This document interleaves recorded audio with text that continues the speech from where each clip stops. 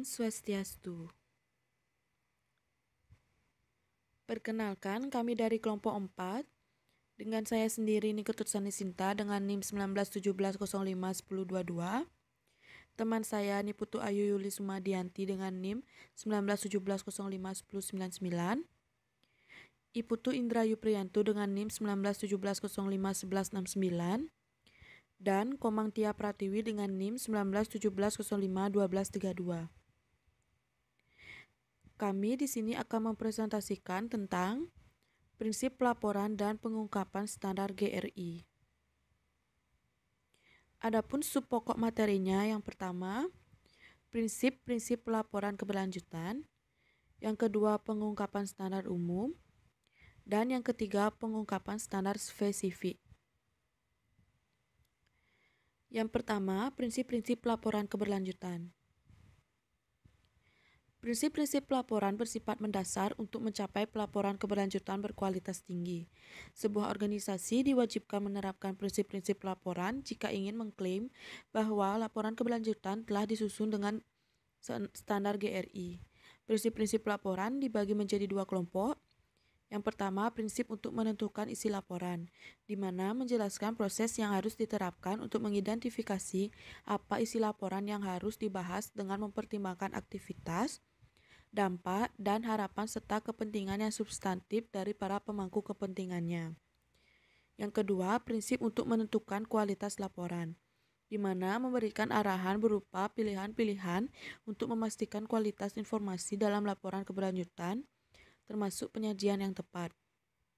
Kualitas informasi adalah hal yang penting untuk memungkinkan para pemangku kepentingan dapat membuat asesmen kinerja yang masuk akal serta mengambil tindakan yang tepat. Presentasi selanjutnya akan dilanjutkan oleh teman saya.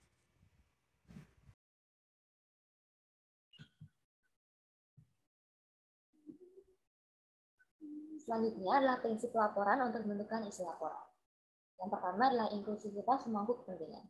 Organisasi harus mengidentifikasi para pemangku kepentingannya dan menjelaskan bagaimana organisasi telah menanggapi secara wajar harapan dari mereka. Dan selanjutnya adalah konteks keberlanjutan. Laporan harus menjadikan kinerja organisasi dalam konteks keberlanjutan yang lebih luas. Informasi mengenai kinerja harus ditetapkan sesuai dengan konteks. Selanjutnya adalah materialitas. Laporan harus mencakup aspek yang menunjukkan dampak ekonomi, lingkungan, dan sosial yang signifikan dari organisasi, atau secara substansial memengaruhi asesmen dan keputusan pemangku kepentingan organisasi dihadapkan dengan beragam topik yang dapat mereka laporkan. Yang keempat, yaitu kelengkapan. Laporan harus berisi cakupan aspek material dan boneri, cukup untuk mencerminkan dampak ekonomi, lingkungan, dan sosial yang signifikan, serta untuk memungkinkan para pemangku kepentingan dalam menilai kerja organisasi dalam periode pelaporan. Selanjutnya adalah prinsip laporan untuk menentukan kualitas laporan. Yang pertama adalah akurasi. Informasi ini harus dilaporkan dengan cukup akurat dan terperinci bagi para pemangku kepentingan untuk dapat menilai kerja organisasi. Yang kedua adalah keseimbangan. Laporan harus mencerminkan aspek positif dan negatif dari kinerja organisasi untuk memungkinkan dilakukannya asesmen yang beralasan dengan kinerja organisasi secara keseluruhan. Yang ketiga adalah kejelasan. Organisasi harus membuat informasi tersedia dengan cara yang dapat dimengerti dan diakses oleh para pemangku kepentingan menggunakan laporan. Selanjutnya adalah lanjutan. Yang keempat yaitu keterbandingan. Organisasi harus memilih, mengumpulkan, dan melaporkan informasi secara konsisten. Yang kelima adalah keandalan. Organisasi harus mengumpulkan, mencatat, menyusun, menganalisis, dan mengungkapkan informasi, serta proses yang digunakan untuk menyiapkan laporan akan dapat diuji. Dan hal itu akan menentukan kualitas serta 63 materialitas informasi. Dan yang terakhir adalah ketepatan waktu. Organisasi harus membuat laporan dengan jadwal yang teratur sehingga informasi yang tersedia bagi para pemangku kepentingan untuk membuat keputusan yang tepat.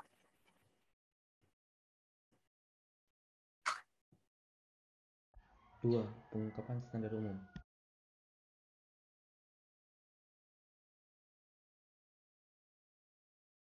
Berdasarkan pilihan organisasi terhadap opsi pelaporan, organisasi harus mengidentifikasi pengungkapan standar umum yang wajib untuk dilaporkan.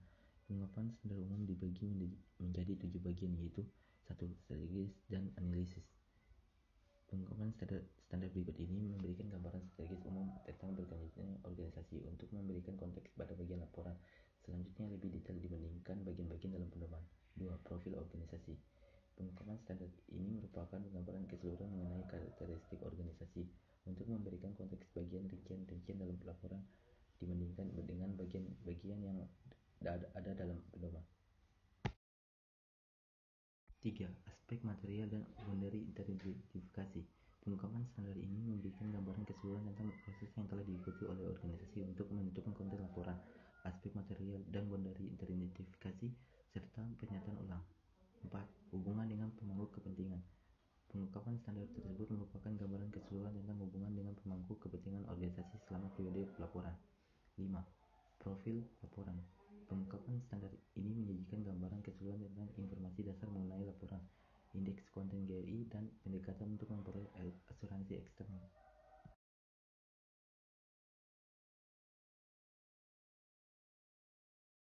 6. Tata kelola. Pengungkapan standar ini memberikan gambaran keseluruhan tentang 1.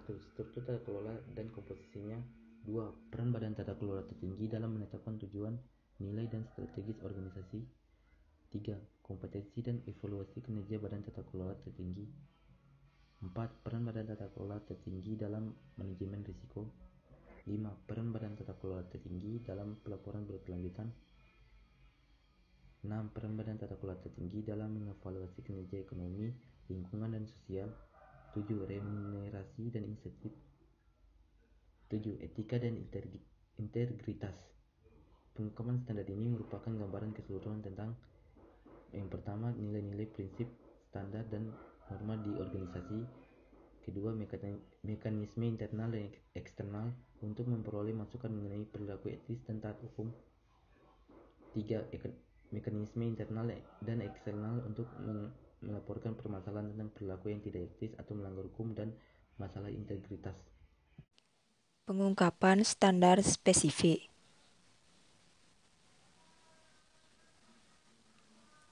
Pedoman ini mengatur pengungkapan standar khusus ke dalam 3 kategori. Yang pertama, kategori ekonomi, yang kedua, kategori lingkungan, dan yang ketiga, kategori sosial. Yang pertama, kategori ekonomi.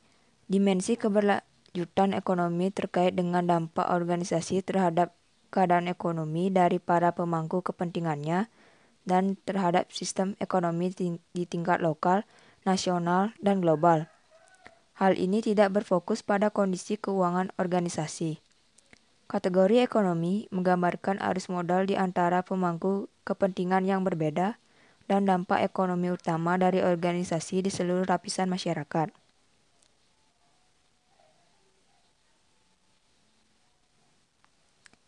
Yang kedua, kategori lingkungan.